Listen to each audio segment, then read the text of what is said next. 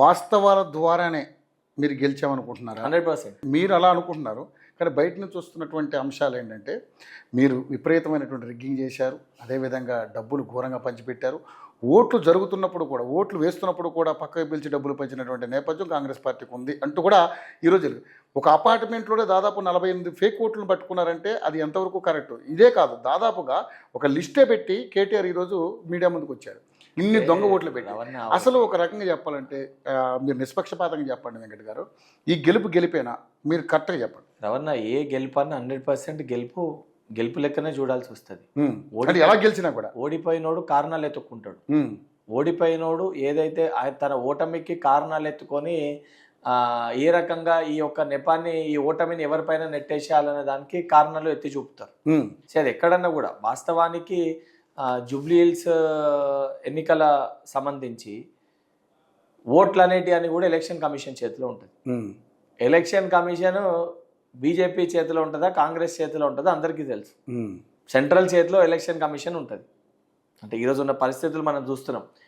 నువ్వు ఆ ఎవిడెన్సెస్ కూడా నువ్వు పెట్టినవన్నీ కూడా ఎలక్షన్ కమిషన్ నీకు క్లారిటీ కూడా ఇచ్చింది.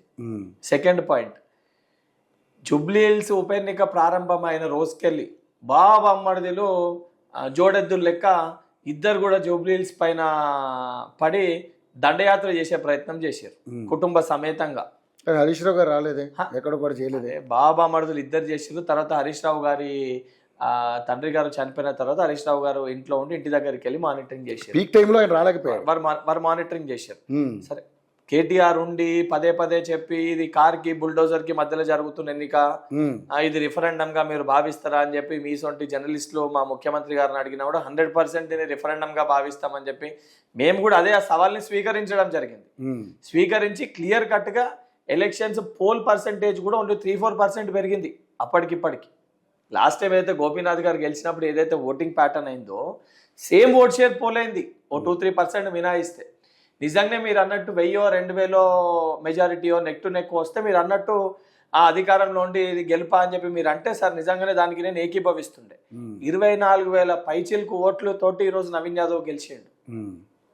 మెజారిటీ ఓట్ షేర్ పోలైన దాంట్లో 70% ఓట్ షేర్ నవీన్ యాదవ్ పోలైంది పోలింగ్ పర్సెంటేజ్లో.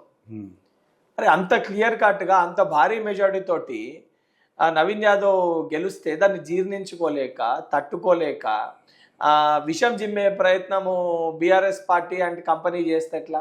అసలు నిజంగా కేటీఆర్కి సిగ్గుంటే దీనికి నైతిక బాధ్యత వహించి ఆయన పార్టీ వర్కింగ్ ప్రెసిడెంట్కి రాజీనామా చేయాలి. సరే, అది వాళ్ళ పార్టీ అంతర్గత విషయం కాబట్టి మేము మాట్లాడతలేము.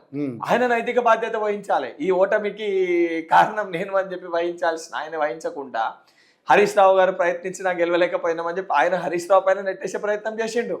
హరీష్ రావు గారేమో మా నాన్నగారు చనిపోయారు కాబట్టి నేను రాలేకపోయినా కాబట్టి కేటీఆర్ అంతా చూసుకుంటు కాబట్టి పాపం మంచి రిజల్ట్ రాలేని హరీష్ రావు కేటీఆర్ పైన నెట్టేసుకునే ప్రయత్నం చేస్తుండు.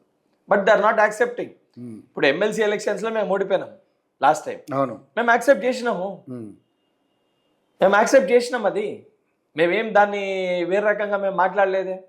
ఈరోజు భారతీయ అది కూడా ఎందుకు బీఆర్ఎస్ పార్టీ బీజేపీ పార్టీ ఇద్దరు కూడా ఏకదాటిపైకి వచ్చి మేము బలంగా పోటీ చేసిన కాడ మీరు అభ్యర్థిని పెట్టద్దు, మీరు బలంగా పోటీ చేస్తే మేము అభ్యర్థిని పెట్టాము అంటే వాళ్ళు 100% కదా, క్లియర్ కట్ గా కనబడుతుంది కదా. ఇప్పుడు భారతీయ జనతా పార్టీకి 65,000 ఓట్లు పడ్డాయి కిషన్ రెడ్డి గారికి, ఏది ఎంపీ ఎలక్షన్. మరి ఇప్పుడు ఎందుకు ఓట్ షేర్ తగ్గింది? కేవలం 17,000 సరిపెట్టుకున్నారు. ఎందుకు? మీకు జనరల్ ఎలక్షన్ టైంలో కూడా మీ అభ్యర్థికి దాదాపు 15% ఓట్ షేర్ వచ్చింది. ఇవాళ అది 10 లోపల ఎందుకు పడిపోయింది? దానికి కారణం ఏంది? అండ్ ప్రతి ఎన్నికను కూడా మీరు అంత సీరియస్ గా తీసుకునే భారతీయ జనతా పార్టీ ఎన్నికను ఎందుకు సీరియస్ గా తీసుకోలేదు?